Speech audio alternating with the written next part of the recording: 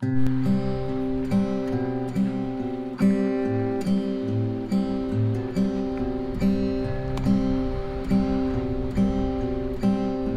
mga kabarkads, once again this is RFVB Moto Travel Vlog.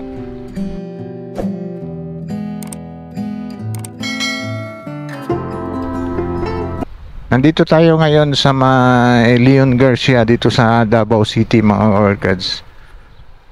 Ating i-update na naman itong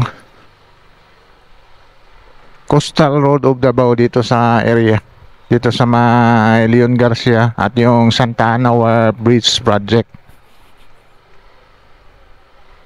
para ma-update din kayo kung ano na ang sitwasyon dito from Leon Garcia to Arcastillo dito sa Coastal Road.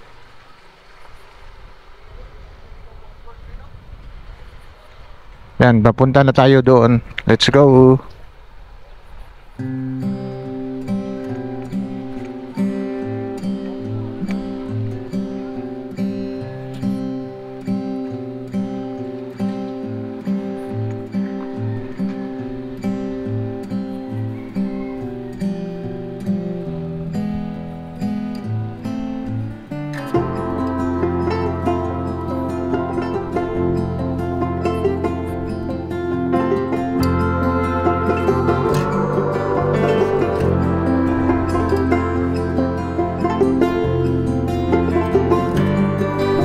Yan mga workers. Dito mga workers, may nabuhusan na pa sila ng mga girder doon.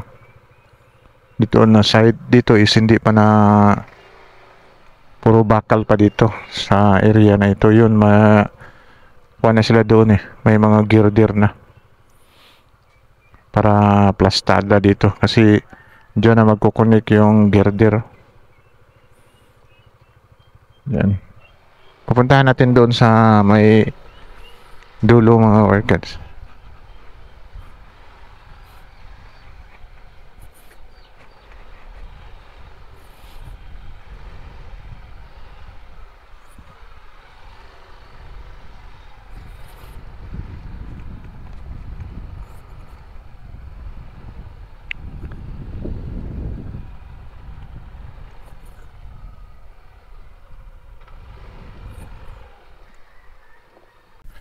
Bus, may buntag.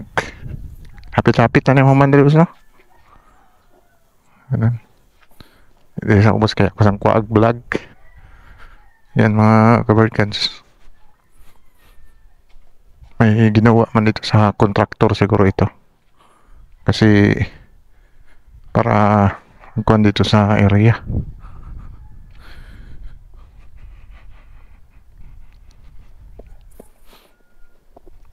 Yan, high tide na lang pala ngayon mga kabarkads.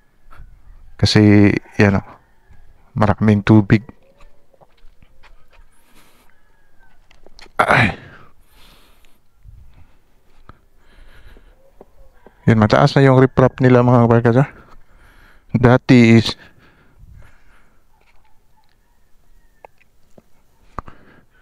wala pa itong riprap nila dito, hindi pa nag-connect doon. Ngayon is nagkukonekta na.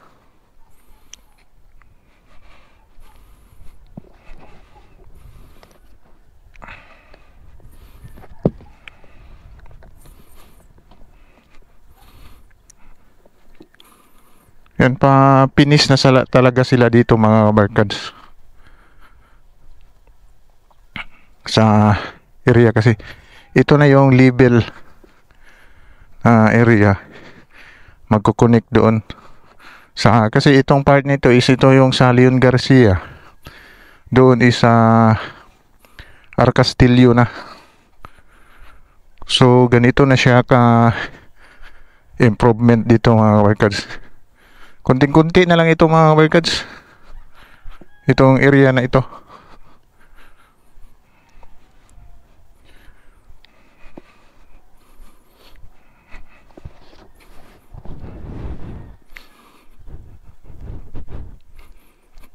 Yung line canal dito. Ito yung ako na sa line canal. Yan, papunta yan doon.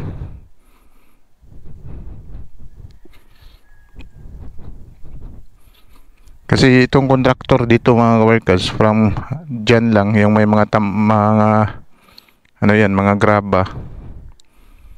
At doon sa area na ito yung Mac Builders na contractor. Sa nakikita ko dito is hindi sila masyadong mabilis na contractor. Sa bagay, kung bilisan nila dito is hindi pa rin magagamit. Kasi hindi pa natapos itong landing area ng Santa Ana. Pupunta tayo dyan mamaya. Update din natin. Unahin lang natin dito sa area na ito. Yan, ito yung mga gagawin nilang girder. Yan, para sa tulay dyan. Yan, ito yung mga bakal. Yan ang mga bakal. Ito, bubuhusanan na lang ito mga workers. Lagyan ng frame. Siguro ginamit pa nila doon sa kabila. Yan, may mga kable. Napakatibay talaga itong mga girder mga workers kasi may mga kable. Ilang kable ito? 2, 4, 6, 8, 10. Parang 10 na kable. Yan kable na tatlong kunya talaga napatibay ito mga workers. Kaya yung tulay is gumagalaw dahil dito sa kable na ito. Except sa nakatibay talaga itong girder. Hindi basta-basta mabiak. Yan. Doon sa kabila mga workers, yan nakabuhos na sila doon. May tapos na silang girder doon. Na dalawang girder na buhos na. Tapos yung isa is bubuhusan pa. Bali, anim pala na girder itong mga workers. 6 lang yung gagawin nila. Kasi sa visa nakita natin sa kuan kita natin sa mga kuan is sa doon sa kabila 8 ka girder.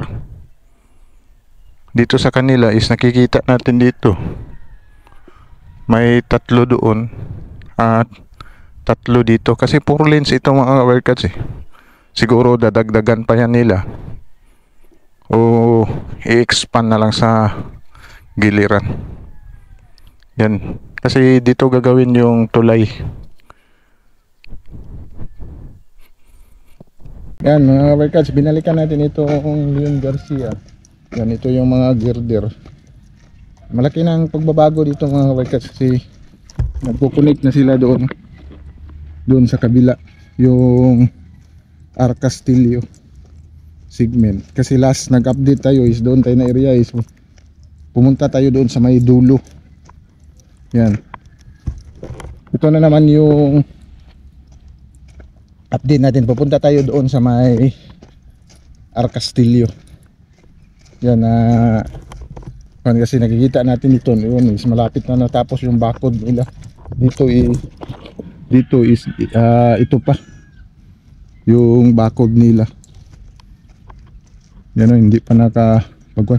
Kasi itong Mac Builders mga workers, mas nauna sila ito na tinatrabaho kasi yung relay doon is tapos na sila maliit lang yung sa relay is nasa mga 300 meters lang siguro. Itong sa Mac Builders nasa from doon is nasa mga 500 meters siguro sa kanila dito. Pero ito pa yung dito na area, ito pa yung na kanila mga workers, hindi pa naka full bakod talaga compare dito sa nakikita natin dito sa UBI sa may R. Castillo is malapit na talaga sila na tapos. Yan, pupuntahan natin doon mga workers, doon na side para ma-update din kayo.